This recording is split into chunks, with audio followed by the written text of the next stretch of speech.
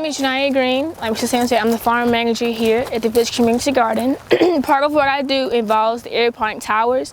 That is a technology that we use to attract. A common mistake with a lot of people is confusing squash and zucchini. So that's actually zucchini. The difference in the two is that the leaf is darker and it's also bigger. So you see the leaf is a darker tint to it, and it's also bigger. So that's a big difference between the squash and zucchini. These are indeed cucumbers. We've picked everything out of here this morning. So when we get to the stage, I'll show you guys what we picked, what we harvested this morning. Right here, we have our eggplant and okra. We like to do a lot of experiments here. So one of our experiments is with our okra.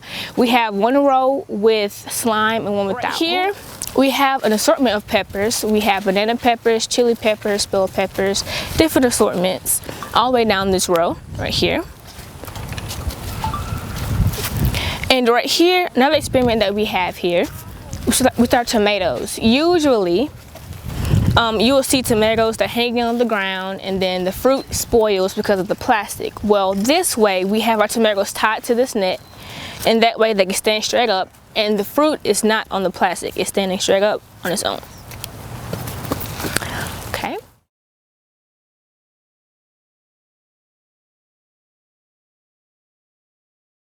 Now this row is our squash. The difference is the leaf. Remember the zucchini, it was a dark green and it was big. Well, the squash is a lighter green and it's smaller. As you can see, you can come closer if you want to. It's totally fine. Just watch your vines.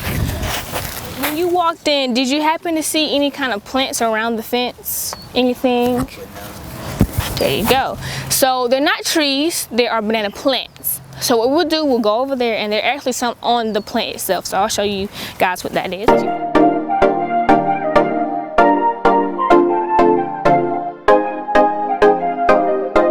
CJ knows.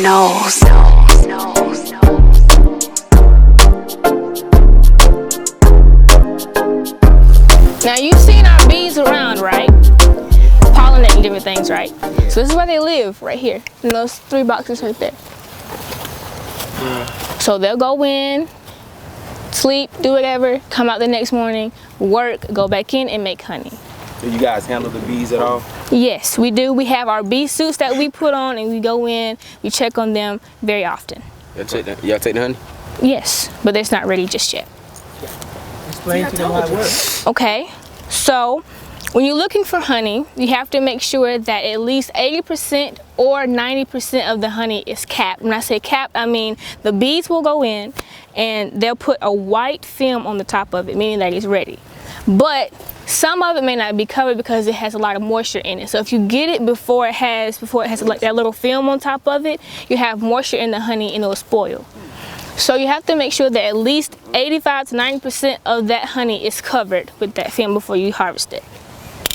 So you want to know about the queen bee? It's more of the boss of the hive. So you may have heard beehive, stuff like that. That's actually what happens in the hive. The queen bee controls everything. She controls the bees. And another thing you may not have known, the female bee is the only bee that can sting. The male bee does not sting. It's a drone bee. That's the one that the queen breeds with. That's the only good thing the drone bee or the male bee is good for, and that is breeding. So if you see a bee out here working in the flower, it's a female bee, not a male bee. And the male bee is called the drone bee. And the worker bees and the nurse bees are called the female bees. Now the nurse bees, what they do, when you have the upcoming bees that are coming in, they nurse the bees, they feed the new bees royal jelly. And they are the only ones that can get that jelly. We can't eat that because they're the only ones that can eat it. So they feed them that royal jelly and then they come up to be worker bees as well. And that keeps going on 24/7.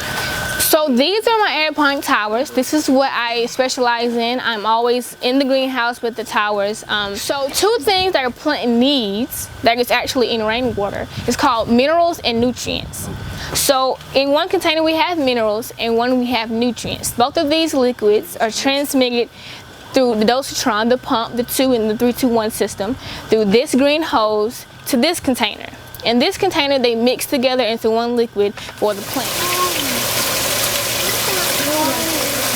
So this is what we use instead of soil. So you see the roots in the bottom? That's what's getting fed, not the leaf. The leaf doesn't even touch the minerals and nutrients, only the root. So the root comes out of the bottom of the volcanic ash, and we put it in our little buckets, like right here for example. It's hitting the root, not the plant. So these skewers on top, we put them in to hold the potato up so that half of it stays dry, half of it stays wet. Okay. How does the potato operate without soil? Well, the potato is feeding itself with the water. So the roots are already in the water. So the roots are coming out when it's given this water. So this potato does not need soil to feed itself.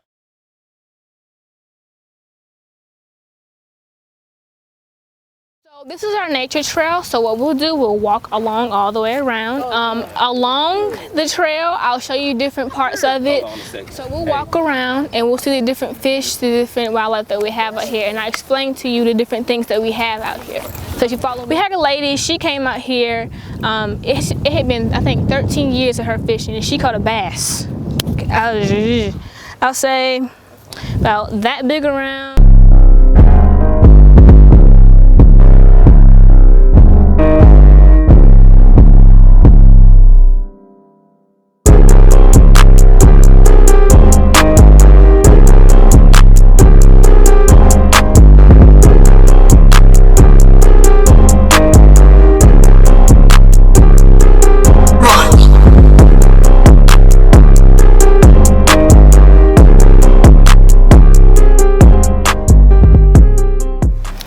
This is where we have a lot of classrooms, events, classes for the smaller kids. A lot of kids come out, they like to hear about the bird stories that we have out here.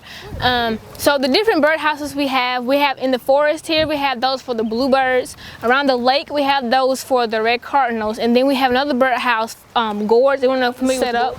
In the future, we will have our gourds strung from that light pole to that stage, and we'll have them all lined up. And so the little kids will paint them and design them. And all right, so this is our... My name is Mr. Leonard McCrary. I am from Doherty High School, Trojan Nation TV, the Multimedia Club. And here I have my class with me. And what we are doing is we like to go out and we like to uncover hidden gems in the community, something that people don't know about. And we like to bring media attention to it. And also our students get an opportunity to practice their camera skills, their editing skills, their journalism skills. So this was a great experience for us. And even though I am a Golden Ram from Albany State University, I do want to say thank you to Fort Valley State University, the city of Sylvester, excuse me, for the Village Community Garden. This was a wonderful experience, and we will be back soon, okay?